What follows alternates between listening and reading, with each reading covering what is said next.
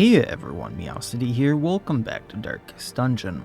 On today's Spotlight, we will be looking at the Slayer, or rather, Cerebral's modded adjustments that was recently released for the Slayer. Cerebral recently reworked how the Slayer worked, fixing a lot of bugs and tweaking a lot of the skills, camping skills, and even the trinkets, as you can see here. So I thought we would go over Cerebral's reworks in particular. There has been another Slayer rework released recently as well, so I don't want there to be any confusion as to which rework we are covering today. The other is Pepper's, however they put out their own video for that, so I don't want to cover that one just not to hurt their SEO. Now, a few quick notes about Cerebral's version of the Slayer before we kind of get into the meat of things like the skills, the trinkets, all that jazz. Anything not mentioned is the exact same as the normal version of the Slayer as of current time of the upload of this video and Cerebral's upload of the mod. Otherwise, you do actually not need the Slayer on your mod list to use Cerebral's rework and have this version of the Slayer up and running. Just to show this,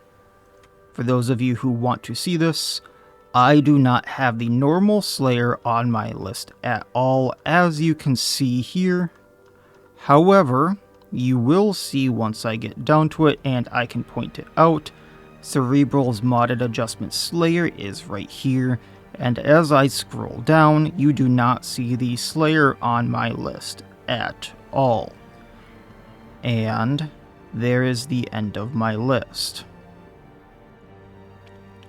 So for those of you wondering, you do not need the normal Slayer actually installed to use the modded adjustments Slayer, which is a nice little thing for just list inflation for the mods, how many things you need to be running. Otherwise, his base speed has been upgraded by 4, so 6 upgraded to 8, as you can see here. I just have a -1 due to a quirk on him. All of his skills no longer buff Bound for Glory, as you can see as I mouse over these skills. However, do put a pin in that because there is a trinket that will help with that if you really like running Bound for Glory. We will get to that later. And otherwise, I probably will not be covering all of the skills this time around, just because, as I said before, anything not mentioned is relatively the same as the base version of the Slayer. So diving right into the Slayer's skills. The first thing that has been changed is Run and Gun. This now is usable from ranks 1, 2, and 3, and will hit enemy rows 1 and 2. Then, this now has a -20% damage modifier on all levels that will not change. And finally, the last change to Run and Gun is this is no longer guaranteed on all level 0 Slayers. This used to be a thing that all level 0 Slayers would get, and now you are no longer guaranteed to get that.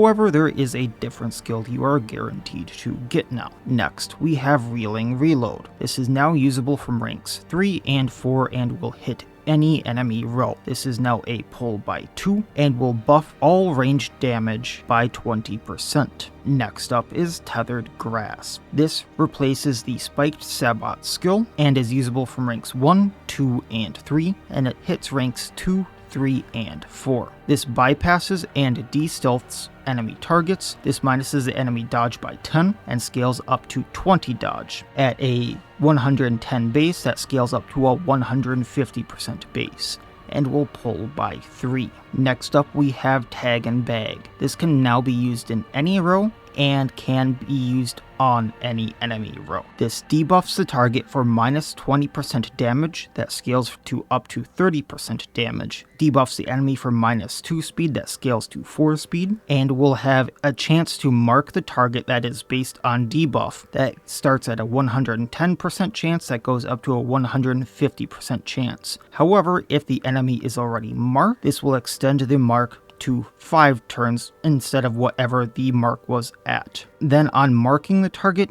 or versus anything that is already marked, this will buff the Slayer's damage and speed. The damage starts at a 20% damage and scales up to 30% damage. The speed starts at a 2 speed and scales up to a 4 speed. Next we have Biting Blade. The only change to this is now it is guaranteed on all slayers. Next, Rip and Tear. Accuracy was changed on this, so now it starts at a 95 accuracy and scales to a 115 accuracy. The crit also scales, so it starts at a 6% crit and goes to a 10% crit. This also has a plus 100% crit versus anything that is below 33% health, and has a scaling health heal and stress heal, and will heal for 4 health scaling to a 8 health heal, and will heal for 2 stress scaling to a 6 stress heal based on your skill level. So it's very nice to have based up just for stress healing or when he gets in a rough situation. There is also trinkets that upgrade this, which make it even better. And finally, everyone's favorite skill, Bound for Glory. This has actually been changed quite a bit. So its accuracy is now scaling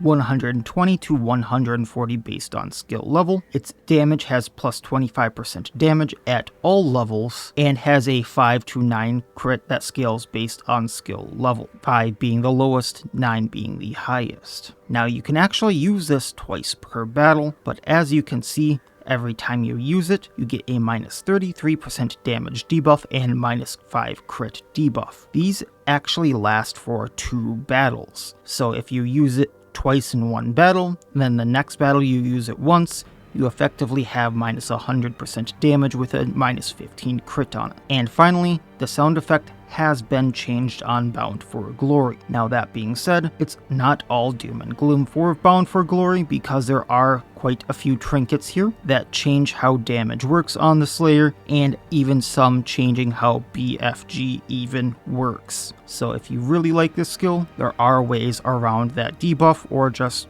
building up damage for Bound for Glory. We'll get to those later though. So as you can see here with some of the changes, there are some very minor tweaks, but there are some also very major tweaks, but depending upon how you built him, there are now very different ways to run him. Be him a dancer that just goes back and forth, slowly building back before rushing forward. You can have him as a frontliner just destroying protection before he does something else. You can have him as a marker, debuffer, disrupting enemies in various ways. There's a lot of different ways to run him, and it doesn't all need to be around BFG if you don't need him to. So it's kind of nice quality of life changes at some points. However, that being said, BFG is fun, so I won't fault you for just running it all the time. I myself really like it, and it's fun just to see. So, getting into their trinkets, they have a lot of trinkets, some of which just add some stats, some of which change how their gameplay actually works. Now I should note that all of their trinkets are limited to 1, so once you find one, you should not be finding any more of them. And to my knowledge, most of the trinkets have been reworked. However, that being said, I do not remember many of the Slayer's actual trinkets, so I could be wrong there. So, starting off, we have the Sin Eater's Leer. This ups the accuracy by 10 and crit by 2. Very nice for when you have lower accuracy on, say, things like run and gun, and that's what you want to use. Next up, Hardened Bone Spike. Their other common, which ups move chance by 30% and debuff chance by 20%. Then next up are their uncommons. First up, the Field Dressing. This ups the healing received by 33%, and on monster kill, other heroes will heal by 3. It's one of those trinkets where if the Slayer is doing most of the killing blows, that they will be doing a lot of healing to the party, and those trinkets can be very, very nice for keeping your party alive. Earthcracker Shells. Their second uncommon. This is very, very nice for upping the potential damage because plus 30% damage if in position 1 and plus 15% damage in position 2. Run and gun will now have a push 2 associated with 130% base chance. However, if you're not running run and gun, it still gives plus 30% damage if you're in position 1 and 15% damage in position 2. So if you're just running Biting Blade and he's in position 1, Biting Blade now does plus 30% more damage. Or BFG will do 30% more damage, just meaning he stacks that much more and rips things apart that much easier. Next up, his set of rares. First, we have the Razorbone Everscrater. This gives him plus 40 armor piercing for his melee skills, so that is Biting Blade. That is Rip and Tear, which makes sense because it looks like a chainsaw and it works on his chainsaw.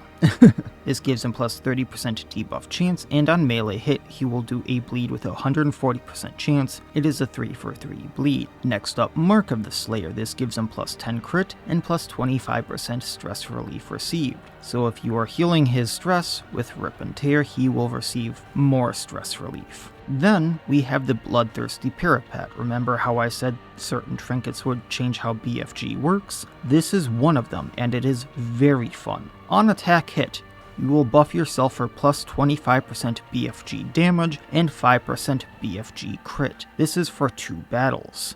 I myself have gotten BFG damage up by around 200%, not trying to actually just get BFG damage up with the damage between 2 battles before firing it off, and it is fun. On BFG use, you will clear these buffs, and on monster kill, you will buff yourself for just plus 10% damage, not BFG damage, just plus 10% damage. And that is for 2 battles. The trade-off for this is, on monster kill, you will stress yourself for 3 stress. However, for all the damage that you're going to be getting, especially the BFG damage, I think it's personally worth it. It can bring BFG from hitting 20s to 30s up into the 90s pretty easily. Next up is his Crimson Court set. The Parasitic Gauntlet makes Rip and Tear do plus 5 damage, and heal for 4 more healing done. So instead of healing for 8 before a crit, which can happen, Rip and Tear would heal for 12 health. On top of that, on monster kill, you would buff yourself for plus 20 protection for 4 battles, which is kinda nice if you want him to be a tank. Then we have the 4-fold Harm Charm, which ups his damage by 100%, which does stack with that plus 5 raw damage. However, you do take plus 100% damage received and cannot be guarded if you put on the 4-fold Harm Charm. So it is a little dangerous, but if you do have the set, you get plus 40% Blight and Bleed Amount Resistance, you get plus 20 Death Blow Resistance, and plus 10 Accuracy as well. So that really does change how Rip and Tear works, because you are then becoming more of a tank, you're doing more damage, and you're healing for a lot more. Next up, we have the Sunward Isle trinket that I had to go make sure that I actually had, and I forgot about, which was on my other Slayer, the Face of Death. Obviously, it's the Sunward trinket, plus 20% stress relief done per 10 stress. On monster kill, other heroes will get minus 3 stress. So, once again, if they are doing the majority of the monster killing, kind of like with the field dressing here, you can get a lot of de-stressing done here. And with the plus stress relief done per stress on them, if they have high stress, they will do more stress relief, up to 9 stress per kill, I believe. And then if you also double that with the field dressing, they can do a lot of recovery for your team. Next, we have his Color of Madness trinket. This also changes how BFG works, because on monster kill, clear the BFG debuffs, meaning if you take something out with Bound for Glory, you do not get the minus 33% damage and minus 5 crit debuff, so you can just keep blasting with Bound for Glory, because also, on monster kill, self-refresh limited skill uses, so you could just keep firing BFG if you really wanted to. However, on BFG use, instead of having a limited skill use, you will take 6 damage. For what you're getting out of it, I feel 6 damage is well worth the use. But you might want to be careful in certain situations. Low health, if you're at Death's Door, this will trigger a Death's Door hit, things like that. And then finally we have Tulip, whole but unharmed. A very quick note about this trinket: you can only get this by having the Slayer in your party. It is a 1% chance to drop after any battle. It's just any battle with the Slayer in the party, Tulip, whole but unharmed, has a chance of dropping. This gives minus 80% stress to the Slayer, and then gives him a plus 15% scouting chance and 30% trap disarm chance. There are some mods that change how Tulip works. However, that being said, it's a fun, neat little trinket for him. So, as you can see, just between the little kit changes there and then some of the very, very fun trinkets that he has, You can either really go all in on damage with, say, either Biting Blade or Bound for Glory, or have a very fun tanking rip and tear build, or just outright debuffing, moving people around even more so than what I had intended to show with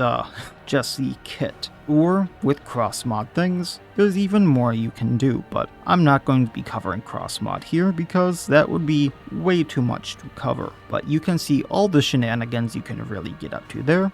And I'll be showing even more in the dungeon portion tomorrow. For now, let's move on to the camping skills. Next up we have their camping skills, however only 2 of these have actually been changed. The first of which is the Beast Sleeps. The change here is the stress relief to all companions. Formerly this was -5 stress to all companions, it is now -10 stress to all companions, making it give just a little more recovery to everyone, which is nice at times for the 3 time cost that it is. Next up is the change to Incorruptible Resolve. This is a 2 time cost, formerly it was a 3 time cost, for the fact that it gives -25% stress relief for 4 battles and removes mortality debuffs. Really, people will only generally use this for the removing mortality debuffs. People generally wouldn't be using this for the minus